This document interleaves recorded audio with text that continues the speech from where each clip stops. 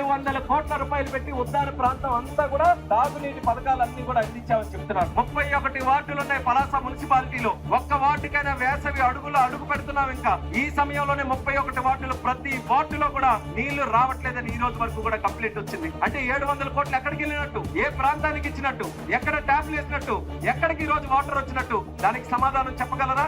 ఏమీ కూడా లేదు. ఆ రోజు మన ప్రభుత్వం ఉన్నప్పుడు మన పలాసకి ప్రత్యేకంగా నీళ్లు రావాలంటే బిలియాపుట్టి దగ్గర ఉన్నటువంటి ఆఫ్షోర్ రిజర్వాయర్ పూర్తి చేయాలని చంద్రబాబు నాయుడు గారికి అడిగి 464 కోట్ల రూపాయలు దానికి శాంక్షన్ చేశాం. ఆ రోజు ఇక్కడ ఎమ్మెల్యేగా ఉన్నటువంటి శివాజీ గారు దీక్షలు చేశారు. నాకు ఆఫ్షోర్ రిజర్వాయర్ ఎట్టి పరిస్థితుల్లో కావాలి, ఎక్కడికైనా మేము నీరు అందించగలుగుతున్నాం కానీ పలాసకు మాత్రం నీరు రావట్లేదు, మా ఆఫ్షోర్ రిజర్వాయర్ అవుతేనే అది అవుతుందని పట్టుబట్టి మరి అన్ని కోట్లు శాంక్షన్ చేయించుకుంటే ఆ రోజు కొంతవరకు కార్యక్రమాలు చేశాం. దురదృష్టవశాత్తు ప్రభుత్వం మారింది, అధికారం మన దగ్గర లేదు, పాలకులు వాళ్ళయ్యారు, వాళ్ళు పూర్తి చేయాల్సినటువంటి బాధ్యత వచ్చింది.